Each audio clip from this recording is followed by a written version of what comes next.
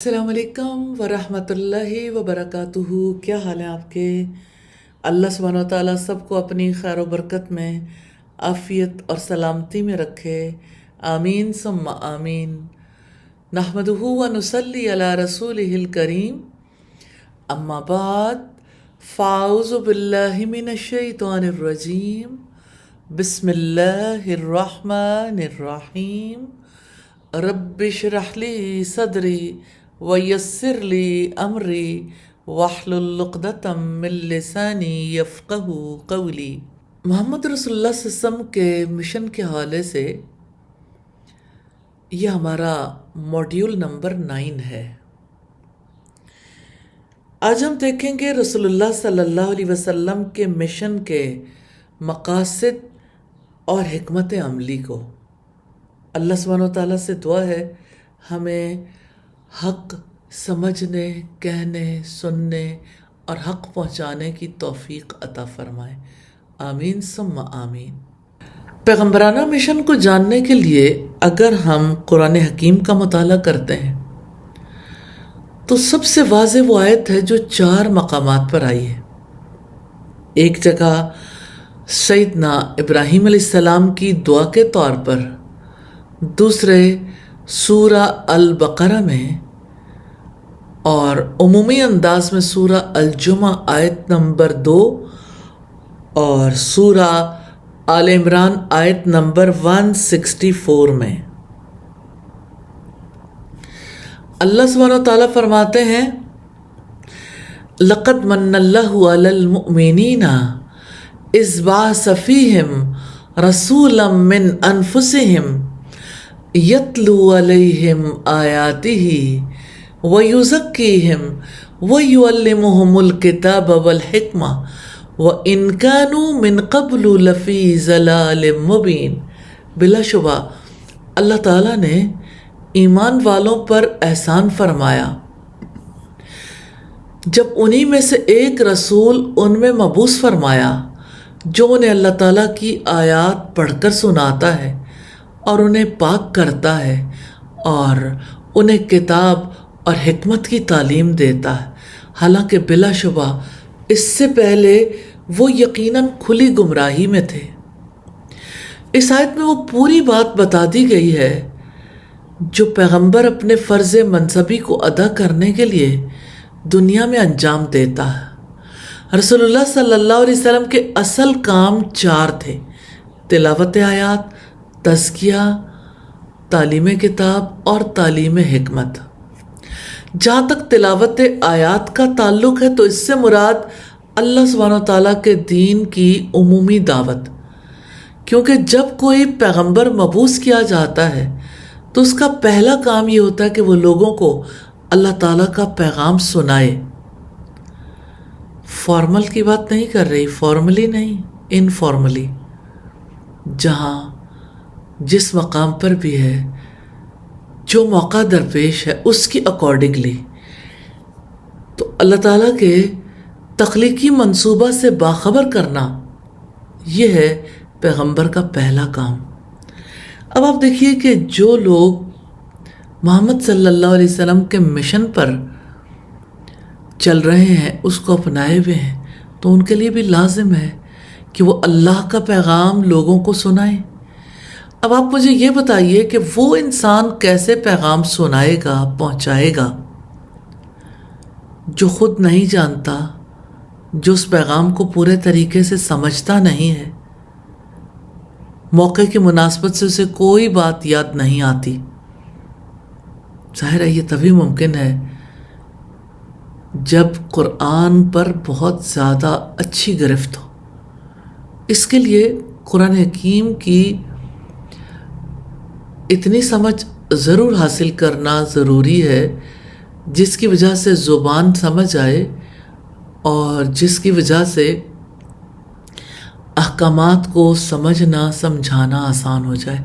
अल्लाह सुब्हानहू व तआला हमें तौफ़ीक़ अता करे कि हम इस मिशन के लिए जो कुरान हकीम का किरदार है उसको समझें और ख़ुद कुरान हकीम को गहराई के साथ बार बार पढ़ें, बार बार इसका इल्म हासिल करें اور بار بار لوگوں تک پہنچائیں۔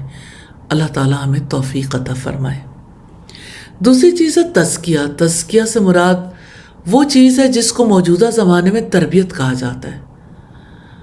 تزکیہ نفس سے مراد ہے انسان کی ذہنی سوچ اور اس کے دلی میلانات دونوں کو اس طرح اصلاح یافتہ بنانا کہ وہ یکسوئی اور دلی اطمینان کے ساتھ دین کے راستے پر چل سکیں۔ اب یہ کوئی سادہ بات نہیں ہے۔ اب ذہنی سوچ ہے یعنی اپنے دور کے غلام ہے، جیسے ماں باپ نے سوچا، جیسے میڈیا والوں نے سوچا، جو کچھ سوشل میڈیا پہ آیا، اس ماحول کا قیدی ہے نا دل و دماغ۔ اب اس کے مطابق دلی میلانات بنتے ہیں۔ اب وہ سوچ بدلنی کتنی ضروری ہے۔ ڈی کنڈیشننگ کرنے کے بعد کہیں ممکن ہوتا ہے کہ دلی میلانات بدلیں۔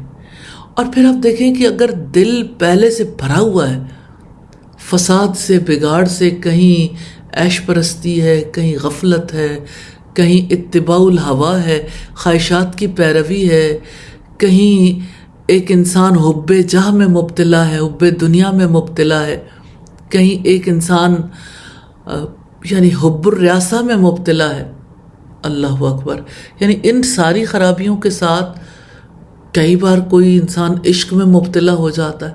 تو یہ جتنی خرابیاں ہیں دل کو بگاڑنے والی، اس کے ساتھ کیسے ممکن ہے کہ ایک انسان دلی اطمینان کے ساتھ دین کے راستے پر چل سکے؟ پھر آپ دیکھیے کہ وہ بیماریاں جو دل کو لاحق ہو جاتی ہیں، جیسے بدگمانی ہے، کینہ ہے، حسد ہے، بغض ہے، جیسے زبان کی آفتیں ہیں، جیسے انسان کے دل کو لاحق ہونے والی بیماریوں میں سے جھوٹ، نفاق، بدعہدی، خیانت۔ پہلے تو خیانت دل ہی کرتا ہے نا۔ تو یہ وہ چیزیں ہیں یعنی جس کی وجہ سے دل اطمینان نہیں پاتے۔ تو دلوں کا اطمینان اللہ سبحانہ و تعالیٰ کی یاد میں ہے، لیکن اس کی یاد کے لیے جگہ بنے گی تو تب۔ اگر میموری پہلے سے ہی فل ہے تو اللہ کو یاد کیسے کریں گے؟ تو اس کے لیے تزکیہ کی ضرورت ہے، تربیت کی ضرورت ہے، ذہنی سوچ کے بدلنے کی ضرورت ہے، دلی میلانات کو اصلاح یافتہ بنانے کی ضرورت ہے، تاکہ لوگ یکسوئی اور دلی اطمینان کے ساتھ دین کے راستے پر چل سکیں۔ رسول اللہ کا مشن یہی تھا۔ اور تیسری چیز ہے تعلیم کتاب۔ قرآن حکیم نے اس کو تعلیم کتاب کے الفاظ میں بیان کیا ہے۔ اس سے مراد شریعت کے احکامات اور قوانین کی تعلیم ہے۔ اور چوتھی چیز ہے تعلیم حکمت۔ قرآن حکیم نے اس کو تعلیم حکمت کے الفاظ میں بیان کیا ہے۔ حکمت کا لفظ ظاہری احکامات کے مقابلے میں بولا جاتا ہے۔ حدیث میں اور قرآن مجید کی آیت میں تعلیم حکمت سے مراد حدیث ہے جس میں گہرے معنی پوشیدہ ہوتے ہیں۔ تو نبی صلی اللہ علیہ وسلم نے انتہائی حکیمانہ انداز میں لوگوں کی تربیت کی، ان کو معاشرتی زندگی سکھائی، ان کی معیشت، ان کی سیاست، ان کے قانون کو ان کے سامنے واضح کیا۔ یہ پیغمبرانہ مشن کے 4 اجزاء ہیں۔ محمد صلی اللہ علیہ وسلم کی اصل حیثیت یہ تھی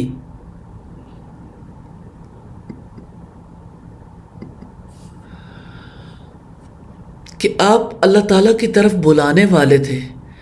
قرآن حکیم میں آپ کو اسی حیثیت میں پیش کیا گیا۔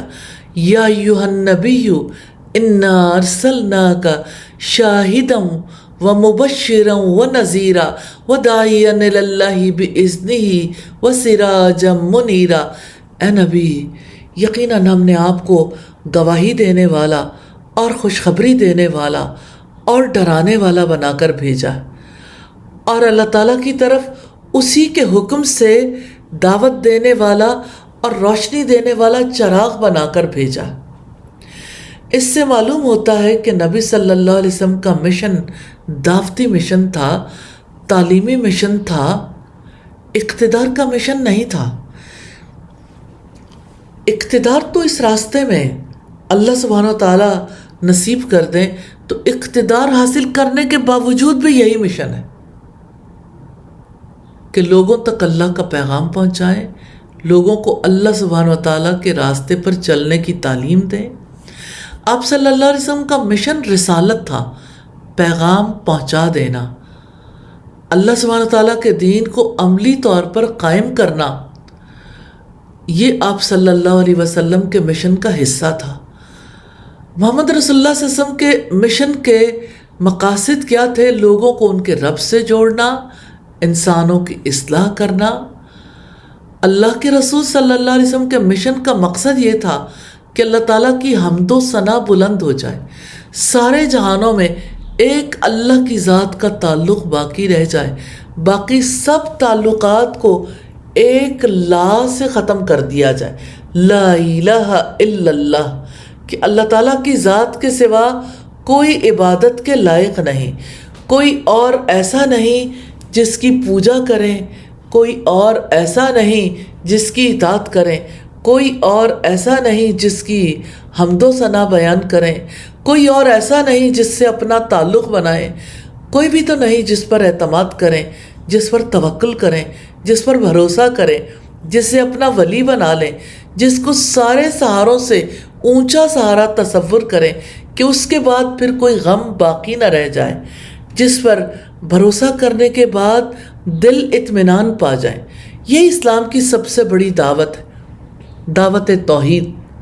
حق یہ ہے کہ اللہ تعالیٰ نے اپنے نبیوں کو اسی لیے مبعوث کیا کہ وہ اللہ تعالیٰ کی ذات کے ساتھ اپنا تعلق قائم کریں اور دوسروں کا تعلق قائم کروائیں۔ محمد رسول اللہ صلی اللہ علیہ وسلم آئے اسی مشن کے تحت آئے، پہلے انبیاء بھی اسی مشن کے تحت آئے کہ ایک اللہ کا نام بلند ہو جائے، اللہ کا کلمہ بلند ہو جائے، سارے انسان جو اپنے رب سے بچھڑے ہوئے ہیں انہیں اپنے رب سے جوڑ دیا جائے، کیونکہ جب سے وہ رب سے بچھڑے ہیں اس وقت سے بے سکون ہے۔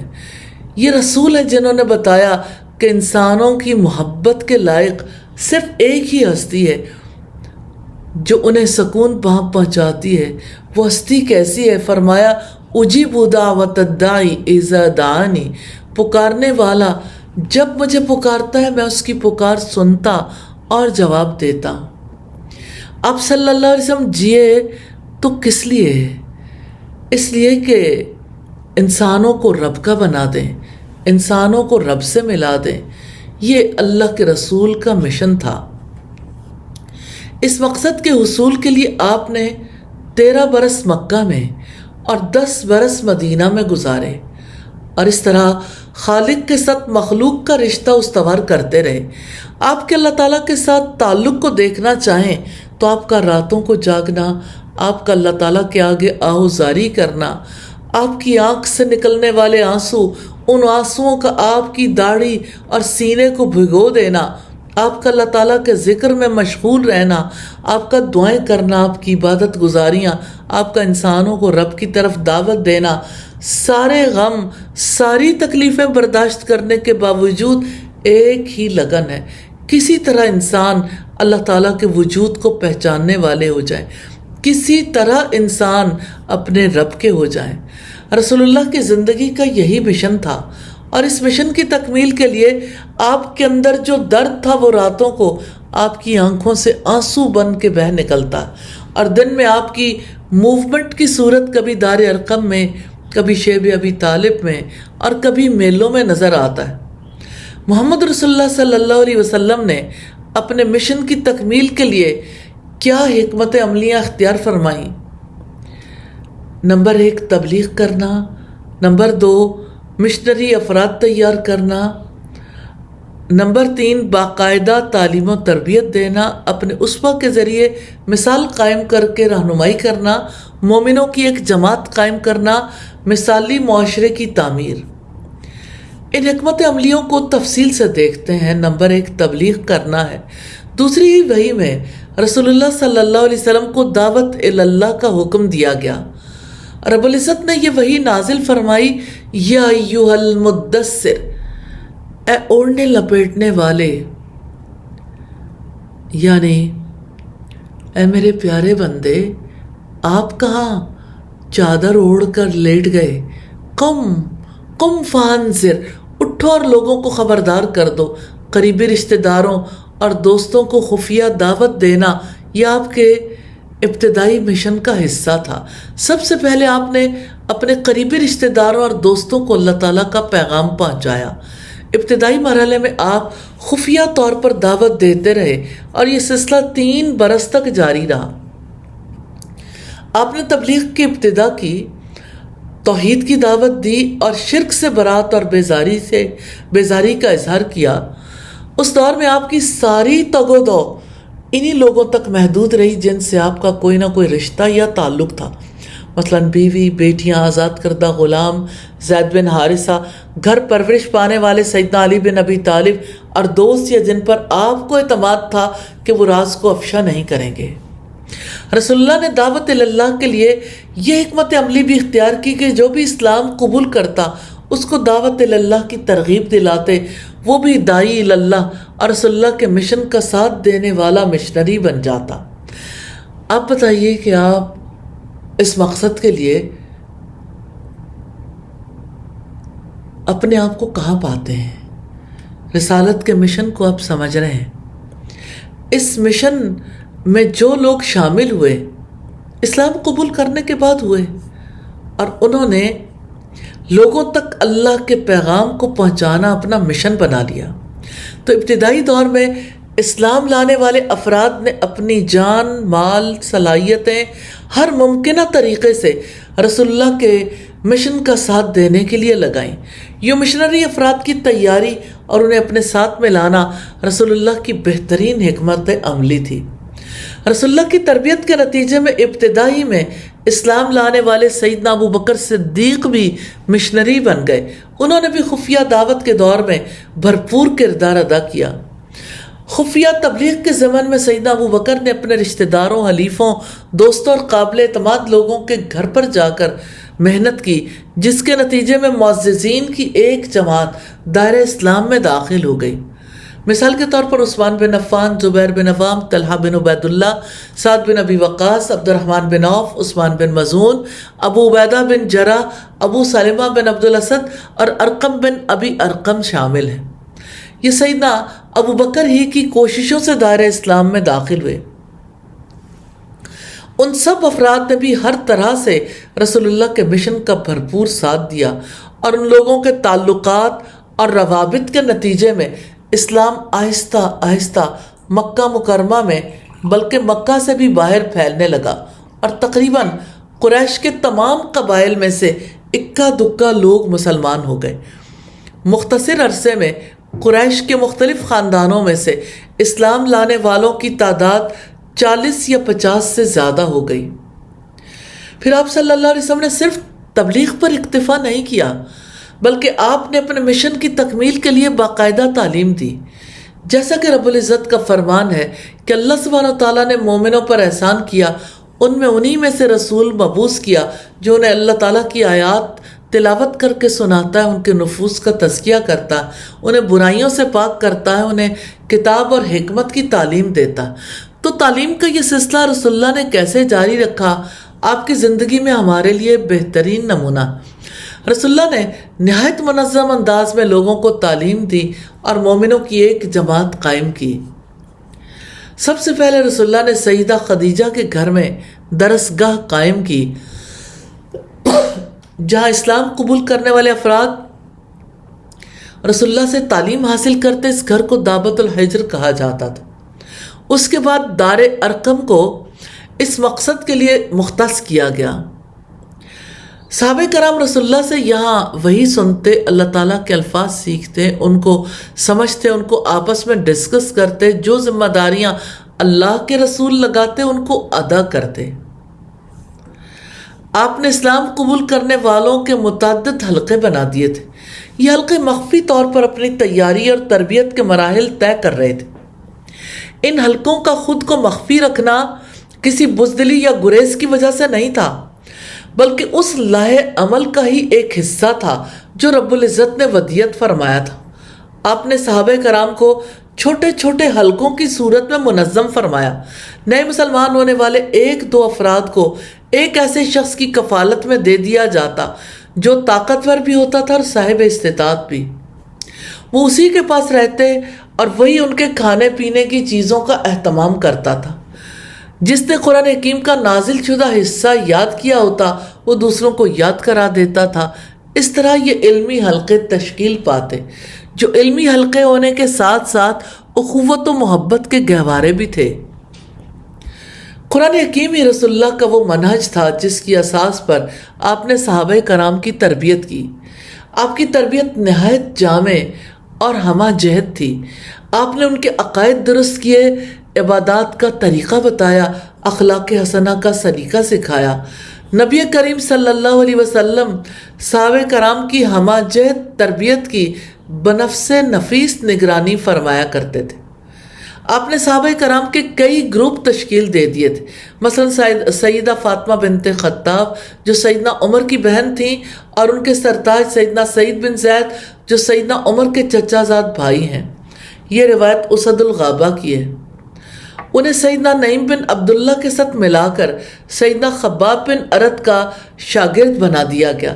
قرآن حکیم سے ان کا تعلق محض یہ نہیں تھا کہ قواعد تجوید کے ساتھ اس کی تلاوت کیا کریں یا حروف کو ان کے صحیح مخارج سے ادا کریں یا ان کی بکثرت تلاوت کریں، بلکہ ان کا اہم ترین مقصد قرآن کریم کی تعلیم کا صحیح فہم حاصل کرنا تھا، تاکہ وہ اللہ تعالیٰ کے احکامات اور عائد کردہ پابندیاں جان کر ان کے مطابق عمل کریں۔ تو نبی کریم صلی اللہ علیہ وسلم ہمیشہ بڑی محکم اور منظم منصوبہ بندی کرتے تھے، ہر قدم سمجھ کر اٹھاتے تھے۔ آپ سمجھتے تھے کہ تربیت دینے والے قائد کا اپنے ساتھیوں سے مسلسل رابطہ رکھنا اور ملتے رہنا بھی ضروری ہے۔ آپ نے مسلسل تربیت سے ایسے مشنری افراد پر مشتمل جماعت تیار فرمائی جو دعوت دین کی ذمہ داریاں ادا کر سکے اور اقوام عالم کی قیادت کا حق بھی ادا کر سکے۔ مسلمان نہایت توجہ سے وحی الہی اور آپ کے فرمودات سنتے اور اپنے دل کی ہر بات اور درپیش اندیشے آپ کی خدمت میں پیش کر دیتے تھے۔ یوں نبی صلی اللہ علیہ وسلم اپنی نگرانی میں ان کی تربیت فرماتے، جیسا کہ اللہ عز و جل کی براہ راست نگرانی میں آپ نے تربیت حاصل کی تھی۔ مکی زندگی میں اہل ایمان کی جماعت تیار کرنے کا کام آہستہ آہستہ بتدریج اور رازداری کے ساتھ مکمل ہوا۔ اس مرحلے میں اللہ تعالیٰ کے اس حکم میں مثمر رہنمائی کو شعار بنایا گیا، وَاصْبِرْ نَفْسَكَ مَعَ الَّذِينَ يَدْعُونَ رَبَّهُمْ بِالْغَدَاةِ وَالْعَشِيِّ يُرِيدُونَ وَجْهَهُ۔ آپ اپنے آپ کو ان لوگوں کے ساتھ روکے رکھیں جو صبح و شام اپنے رب کو پکارتے ہیں، وہ اس کی رضا چاہتے ہیں۔ آپ نے امت مسلمہ کے ہراول دستے کو اس طرح تیار کیا کہ وہ نظریاتی، جذباتی، اخلاقی، معاشرتی ہر لحاظ سے تمام انسانی معاشروں پر سبقت لے گیا اور اسے ساری دنیا پر ایک امتیازی حیثیت حاصل ہو گئی۔ اپنے صحابہ کے ساتھ مضبوط تعلقات استوار کرنا یہ بھی اسٹریٹجیز میں سے ایک اہم اسٹریٹجی تھی۔ محمد رسول اللہ صلی اللہ علیہ وسلم کی طرف سے استعمال کی جانے والی کلیدی حکمت عملیوں میں سے تھی صحابہ کرام کے ساتھ مضبوط تعلقات استوار کرنا۔ آپ نے مسلمانوں کے درمیان اخوت اور اتحاد کی اہمیت پر زور دیا۔ نبی کریم صلی اللہ علیہ وسلم کی زیر تربیت صحابہ کرام کی جماعت کی تیاری کے بعد اعلانیہ دعوت کا دور قریب آ گیا اور رب العزت کی جانب سے یہ حکم نازل ہوا اور اپنے قریبی رشتہ داروں کو ڈراؤ۔ رسول اللہ نے کھانے پر بلایا اور انہیں اسلام کی دعوت دی۔ اس کے بعد رب العزت کا ایک اور حکم نازل ہوا، فَاصْدَعْ بِمَا تُؤْمَرُ وَأَعْرِضْ عَنِ الْمُشْرِكِينَ۔ جس کا آپ کو حکم دیا گیا اس کا صاف اعلان کر دیں اور مشرکوں سے منہ موڑ لیں۔ رب العزت کے اسی حکم کی تعمیل میں آپ نے کوہ صفا پر چڑھ کر کتنی خوبصورتی سے دعوت دی۔ سیدنا ابن عباس نے بیان کیا کہ جب آیت وَأَنذِرْ عَشِيرَتَكَ الْأَقْرَبِينَ اور آپ اپنے خاندانی قرابت داروں کو ڈراتے رہیے نازل ہوئی تو نبی کریم صلی اللہ علیہ وسلم صفا پہاڑی پر چڑھ گئے اور پکارنے لگے، اے بنی فہر اور اے بنی عدی اور قریش کے دوسرے خاندان والوں، اس آواز پر سب جمع ہو گئے۔ اگر کوئی کسی وجہ سے نہ آ سکا تو اس نے اپنا کوئی چودھری بھیج دیا تاکہ پتہ چلے کہ کیا بات۔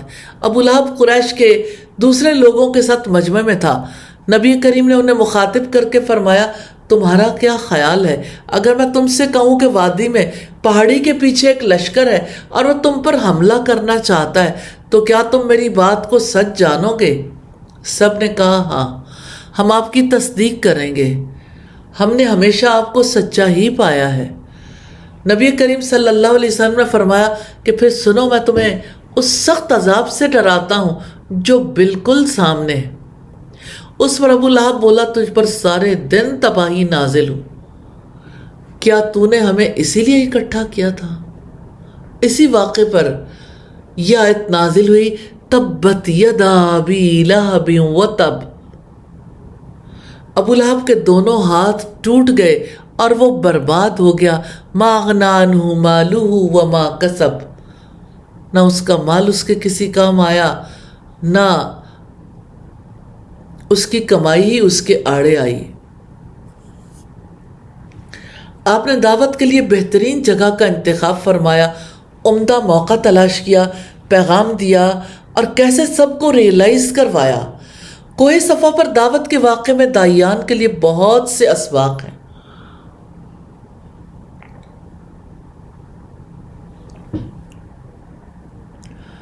پھر دعوت اسلامی کے اعلان عام کے بعد نبی صلی اللہ علیہ وسلم نے یہ حکمت عملی اپنائی۔ جہاں بھی کچھ لوگ نظر آتے آپ ان کے پاس تشریف لے جاتے، انہیں قرآن حکیم کی آیات سناتے، اسلام کی دعوت دیتے۔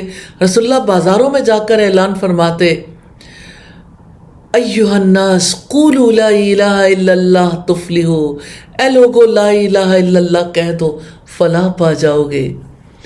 اے لوگو، اللہ تعالیٰ تمہیں حکم دیتا ہے کہ اسی کی عبادت کرو، اس کے ساتھ کسی کو شریک نہ ٹھہراؤ۔ آپ نے دن رات اللہ تعالیٰ کی طرف دعوت دی اور اس سلسلے میں آنے والی کسی رکاوٹ کی پرواہ نہیں کی۔ آپ کو اس راستے میں جن مشقتوں کا سامنا کرنا پڑا، آپ نے ان پر صبر کیا اور ثابت قدمی سے اپنے مشن کی تکمیل کے لیے محنت کرتے رہے۔ آپ حج کے قافلوں میں جا جا کر دعوت دیتے، میلوں منڈیوں میں دعوت دیتے، ایک ایک فرد کے پاس جا کر انفرادی طور پر بھی دعوت دیتے تھے۔ آپ نے ہر جگہ اللہ تعالیٰ کا پیغام پہنچایا۔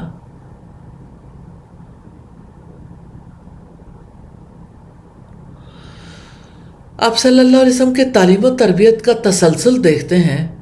رسول اللہ ساری زندگی تعلیم کے لیے بھرپور کوشش کرتے رہے۔ آپ نے شیب ابی طالب میں 3 سال تک یہ تعلیمی سلسلہ جاری رکھا۔ آپ نے اس دوران باہر سے آنے والے وفود کو بھی تعلیم دی۔ ہم دیکھتے ہیں کہ آپ نے طائف میں جا کر بھی تعلیم دی، اگرچہ اس کا رسپانس نہیں آیا، لیکن بہرحال یہ ایک ایفرٹ تھی۔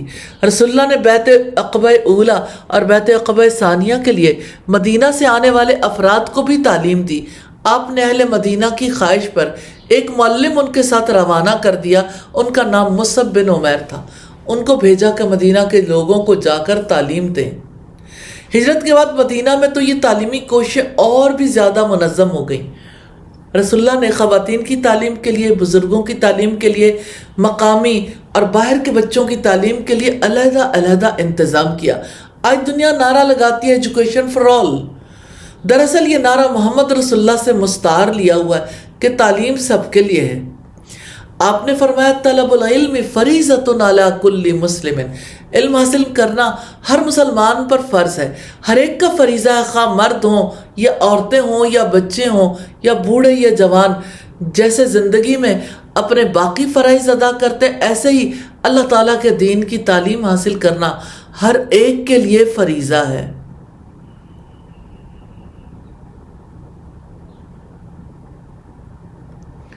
اب صلی اللہ علیہ وسلم نے ایک عظیم تعلیمی تحریک کا آغاز فرمایا جس کی مثال ہمیں دنیا میں اور کہیں نہیں ملتی۔ وفود کو دوسرے علاقوں میں بھیجا اور اسی طرح مدینہ کے اندر بھی لوگ آ کر سیکھ رہے تھے۔ ہجرت کے بعد مسجد نبوی میں درسگاہ کا قیام عمل میں آیا جسے مدرسہ صفہ کہتے ہیں، اور اس کے علاوہ مدینہ کی باقی مساجد اور محلوں میں بھی یہ سلسلہ جاری رہا۔ مختلف علاقوں میں بھی تعلیمی حلقہ جات اور تعلیمی سلسلے جاری رہے۔ مثلا بنو نجار میں بنو عبد الاشل، بنو ظفر، بنو عمر، بنو عوف، بنو سالم وغیرہ کی مسجدوں میں بھی اس کا انتظام تھا۔ مدینہ کے دیگر مدارس بھی تھے۔ مسجد نبوی کے مدرسہ صفہ کے علاوہ دور نبوی میں جگہ جگہ تعلیم و تعلم کے لیے مساجد میں بھی انتظام تھا۔ اسی طرح محلوں اور قبیلوں میں حتیٰ کہ راستوں تک میں تعلیم گاہیں موجود تھیں۔ سفر میں بھی تعلیم کا سلسلہ جاری رہتا تھا۔ رسول اللہ نے جو تعلیم دی یہ کچھ عرصے کی دی گئی تعلیم نہیں رہی، بلکہ یہ باقاعدہ ایک موومنٹ بن گئی۔ سوال یہ پیدا ہوتا ہے کیسے؟ آپ سے لوگوں نے سیکھا، انہوں نے آگے سکھایا۔ ایک لگن تھی، ایک تڑپ تھی کہ جہاں بھی کوئی ملے گا اسے یہ تعلیم ضرور دینی ہے، چاہے راستے میں ملے چاہے گھر میں۔ تعلیم کا یہ سلسلہ باقاعدہ بھی تھا، لیکن انفارمل ایجوکیشن کا سلسلہ بھی جاری تھا۔ رسول اللہ کے دور میں مختلف جگہوں پر تعلیم کیسے دی جاتی تھی؟ قرآن و سنت اور فقہ کے مذاکرے ہوتے تھے، لوگ آپس میں اللہ کی کتاب کے بارے میں گفتگو کرتے تھے۔ یہ رسول اللہ کا دیا ہوا نظام تعلیم ہے، جو جہاں ہے، جس مقام پر ہے، وہاں اس کے ارد گرد پھر جہالت نہ ہو۔ ارد گرد کا پورا علاقہ، چاہے کوئی بچہ ہے، بڑا ہے، عورت ہے، مرد ہے، پھر اس علاقے کے اندر اللہ کے دین کی تعلیم کو عام ہو جانا چاہیے۔ ایک بڑا زبردست سلسلہ گھریلو مدارس کا تھا۔ عہد نبوی میں گھر گھر تعلیم کا سلسلہ شروع ہو گیا تھا۔ اللہ کے رسول جس دور میں آئے تھے صرف 3 افراد لکھنا پڑھنا جانتے تھے، اور اب سب لکھنا پڑھنا سیکھ گئے۔ یہ ایک تعلیمی انقلاب ہے جو اللہ کے رسول نے پیدا کیا۔ 3 افراد لکھنا پڑھنا جہاں جانتے ہیں، اب کیا صورتحال ہے؟ اس مشن کو اپنا لیجئے، اپنے گھروں کو روشن چراغ کی طرح آسمان والوں کے لیے چمکدار بنا لیجئے۔ آپ اپنے گھروں میں تعلیم کا سلسلہ ضرور شروع کریں۔ اللہ سبحانہ و تعالیٰ مدد فرمائے۔ انسان 10 منٹ، 15 منٹ، آدھا گھنٹہ بھی دینا شروع کر دے تو آپ سوچیں کہ کتنی بڑی چینج آئے گی۔ اور تب تو ایسا ہوا تھا کہ کوئی فرد ایسا بچا ہی نہیں تھا جو نہ جانتا ہو، سب کے سب سیکھ گئے۔ کیسی موومنٹ تھی جو محمد رسول اللہ نے چلائی۔ اور آپ کے دور میں گھریلو مدرسے کا بھی آغاز ہو گیا۔ صحابہ، ان کے بچے، ان کے پوتے، ان کی بیویاں قرآن کی تعلیم سے استفادہ کرنے والوں میں سے ہو گئے۔ ایک دفعہ نبی صلی اللہ علیہ وسلم نے علم کے اٹھ جانے کی بات کی تو سیدنا زیاد بن لبید انصاری بیازی نے آپ سے دریافت کیا کہ اللہ کے رسول، آپ کہتے ہیں ہم سے علم اٹھ جائے گا، کیسے اٹھ جائے گا؟ حالانکہ ہم نے تو قرآن پڑھ لیا، اللہ کی قسم ہم اسے پڑھتے ہیں، ہماری عورتیں اسے پڑھتی ہیں، ہمارے لڑکے اسے پڑھتے ہیں، یعنی انہوں نے بھی سیکھ لیا۔ رسول اللہ کے دور میں ہم دیکھتے ہیں نائٹ کلاسز بھی ہوتی تھیں، شبینہ مدارس تھے۔ مدینہ سے باہر قبائل عرب کی تعلیم کے لیے رسول اللہ نے بڑے اقدامات کیے۔ آپ نے تعلیم و تربیت کے ذمہ دار افراد مقرر کیے تھے جو نبی صلی اللہ علیہ وسلم سے تعلیم حاصل کرنے کے بعد انہیں جا کر تعلیم دیتے تھے۔ اسی طرح مدینہ آنے والے وفود کے حوالے سے ہم دیکھتے ہیں کہ ان کی تعلیم کے لیے بھی باقاعدہ انتظام تھا۔ مدینہ میں درسگاہ نبوی میں دور دراز سے وفود حاضر ہوتے تھے۔ ان کا قیام وقتی ہوتا تھا، کچھ عرصے کے لیے یہ آتے تھے۔ ان کے لیے شارٹ کورسز، مختصر مدت کے پروگرام ہوتے تھے تاکہ یہ لوگ واپس جا کر اپنے قبیلے والوں کو تعلیم دیں۔ بحرین سے نبی صلی اللہ علیہ وسلم کی طرف قبیلہ عبد القیس کا ایک وفد آیا۔ ارکان وفد نے بیان کیا کہ ہمارے اور آپ کے درمیان مضر قبیلہ حائل ہے، اور ہم آپ کے پاس حرام مہینوں میں ہی آ سکتے ہیں، آگے پیچھے نہیں آ سکتے۔ آپ ہمیں ایسی باتیں بتا دیں کہ ہم جا کر اپنے علاقے والوں کو بھی تعلیم دیں اور جنت میں چلے جائیں۔ وفود کی تعلیم پر آپ نے خصوصی توجہ دی۔ آپ نے نوجوانوں، بچوں، بزرگوں، خواتین کے لیے تعلیم کے خصوصی انتظامات فرمائے۔ آپ صلی اللہ علیہ وسلم نے مختلف رہنماؤں اور حکمرانوں کو اسلام کی دعوت دینے کے لیے خطوط بھی بھیجے۔ اپنے اسوہ سے مثال قائم کر کے رہنمائی قائم کی۔ لیڈنگ بائی ایگزامپل ایک اور اہم حکمت عملی ہے جو محمد رسول اللہ نے استعمال کی تھی۔ اپنے اسوہ سے مثال قائم کر کے رہنمائی کرنا۔ آپ نے زندگی کے ہر میدان میں بہترین اسوہ قائم کیا، بہترین اخلاق، بہترین معلم اخلاق، بہترین داعی، بہترین منتظم، بہترین شخصیت، بہترین معاشی اور معاشرتی دوا۔ اللہ سبحانہ و تعالیٰ نے فرمایا لَقَدْ كَانَ لَكُمْ فِي رَسُولِ اللَّهِ أُسْوَةٌ حَسَنَةٌ، بے شک تمہارے لیے رسول اللہ کی ہستی میں بہترین نمونہ ہے۔ رسول اللہ نے محض الفاظ سے تبلیغ اور تعلیم کا کام نہیں کیا، بلکہ اللہ تعالیٰ کے ہر حکم، اس کی پسند کے ہر کام کی بہترین مثال خود قائم کر کے دکھائی۔ انصاف، مساوات اور ہمدردی پر مبنی معاشرے کی تعمیر رسول اللہ نے نہ صرف یہ کہ تعلیم دی، بلکہ آگے بڑھ کر پورے معاشرے کی کایا پلٹنے کے لیے معاشرتی زندگی کی اصلاح کی اور معاشی اصول دیے۔ خود اپنی معیشت سے ان کے لیے مثال سیٹ ہو گئی اور سیاسی نظام کی اصلاح کی، قانون دیا، ضابطے دیے۔ مدنی سوسائٹی میں صرف مدینہ کے لوگوں کے لیے نہیں، صرف عرب کے لوگوں کے لیے بھی نہیں، پوری دنیا کے انسانوں کے لیے جس نے دعوت دینی تھی، اس نے باہر کے لوگوں کے لیے بھی کیسا انتظام کیا۔ آپ ہمیں عظیم منتظم کے روپ میں نظر آتے ہیں۔ آپ نے مسلمانوں کے درمیان باہمی تعاون اور اسلامی اصولوں جیسے انصاف، مساوات اور ہمدردی کی پاسداری پر مبنی مضبوط معاشرہ قائم کیا۔ اس معاشرے کے چند اہم اصول ہیں۔ نمبر 1، توحید، اللہ تعالیٰ کی وحدانیت پر یقین اور ہر قسم کے شرک کا انکار۔ نمبر 2، عدل، انصاف، معاشرے کے تمام پہلوؤں بشمول سماجی، معاشی اور سیاسی شعبوں میں انصاف کا قیام۔ آپ نے قوانین کا ایک ایسا نظام قائم کیا جس نے تمام افراد کے ساتھ منصفانہ سلوک کو یقینی بنایا، چاہے ان کا پس منظر کچھ بھی ہو۔ انہوں نے تنازعات کو پرامن طریقوں سے حل کرنے کی اہمیت پر زور دیا اور لوگوں کو اپنے ذاتی اور سماجی رابطوں میں انصاف سے کام لینے کی ترغیب دی۔ تیسری خصوصیت ہے مساوات۔ محمد رسول اللہ صلی اللہ علیہ وسلم نے تمام افراد کی نسل، جنس یا سماجی حیثیت سے قطع نظر مساوات پر زور دیا۔ آپ نے سکھایا اللہ کی نظر میں تمام انسان برابر ہیں اور ان کے ساتھ انصاف اور احترام سے پیش آنا ان کا حق ہے۔ اسلام انسانی وقار کے احترام اور تحفظ کو فروغ دیتا ہے۔ محمد رسول اللہ صلی اللہ علیہ وسلم نے دوسروں کے احترام کے ساتھ احترام کے ساتھ پیش آنے کی تعلیم دی، چاہے ان کا پس منظر یا سماجی حیثیت کچھ بھی ہو۔ اور بڑا اہم اصول ہے ہمدردی، تمام انسانوں کے ساتھ ہمدردی اور مہربانی کا فروغ۔ محمد رسول اللہ صلی اللہ علیہ وسلم نے اپنے پیروکاروں کو تمام جانداروں کے ساتھ مہربانی اور رحم کرنے کی تعلیم دی۔ آپ نے غریبوں، یتیموں، بیواؤں اور ضرورت مندوں کی دیکھ بھال کی اہمیت پر زور دیا اور خیرات اور سخاوت کے کاموں کی حوصلہ افزائی کی۔ آپ صلی اللہ علیہ وسلم کے مشن اور اس کی کامیابی کا بہت بڑا اصول ہے تعاون۔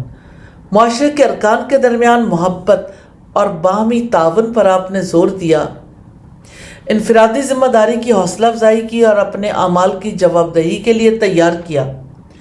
تعلیم کی اہمیت اور ذاتی اور معاشرتی ترقی کے ایک ذریعہ کے طور پر تعلیم کا فروغ، تعلیم کا حصول آپ صلی اللہ علیہ وسلم نے ممکن بنایا۔ پھر انسانی حقوق کا تحفظ آپ کا بہت بڑا کارنامہ ہے۔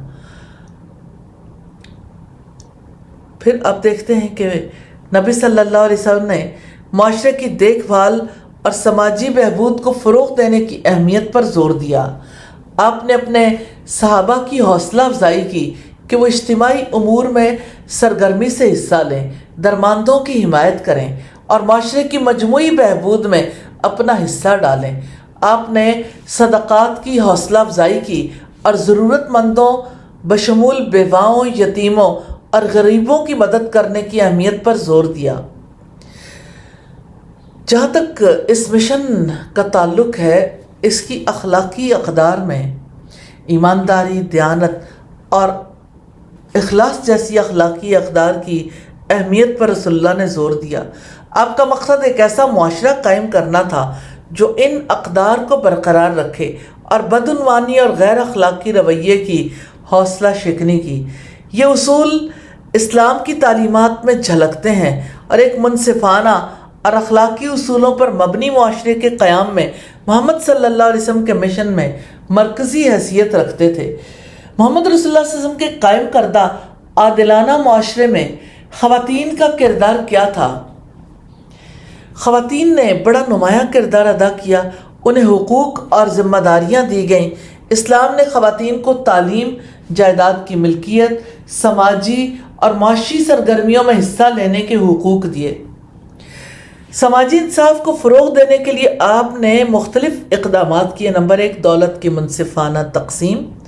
رسول اللہ نے فرض صدقہ کے ذریعے دولت کی منصفانہ تقسیم کا نظام رائج کیا، جسے زکوٰۃ کہا جاتا ہے۔ آپ نے اس بات کو یقینی بنایا کہ دولت کو معاشرے کے مستحق افراد میں تقسیم کیا جائے، جس سے آمدنی میں عدم مساوات کم ہو۔ رسول اللہ نے استحصال کی مذمت کی اور سود اور اجارہ داری کی مذمت کی۔ آپ نے منصفانہ تجارت کو فروغ دیا اور اخلاقی کاروباری طریقوں کی حوصلہ افزائی کی۔ محمد رسول اللہ صلی اللہ علیہ وسلم نے انفرادی حقوق کے تحفظ پر زور دیا، بشمول عورتوں، بچوں، غلاموں اور غیر مسلموں کے حقوق کے۔ آپ نے ان کے ساتھ منصفانہ سلوک کو یقینی بنانے اور کسی بھی قسم کے امتیازی سلوک یا بدسلوکی کو روکنے کے لیے قوانین اور رہنما اصول قائم کیے۔ جس وقت رسول اللہ غار حرا میں تھے، جب آپ پر پہلی وحی آئی، اس وقت سے لے کے آخری لمحے تک، جب تک آپ نے جان آفرین کے سپرد کر دی، آپ کی زندگی ایک اللہ کے بلاوے کی تصویر نظر آتی ہے، ایک اللہ کے راستے کی دعوت کی تصویر نظر آتی ہے۔ آپ کی ساری زندگی اسی سٹرگل کی کہانی ہے، آپ کی ساری زندگی اسی مشن کی داستان ہے۔ الحمدللہ، اللہ سبحانہ و تعالیٰ سے دعا ہے ہمیں اس مشن کو سمجھنے اور اس مشن کو لے کر چلنے کی توفیق عطا فرمائے۔ آمین ثم آمین۔ سبحانک اللہم و بحمدک، نشہد ان لا الہ الا انت، نستغفرک و نتوب الیک۔ السلام علیکم ورحمۃ اللہ وبرکاتہ۔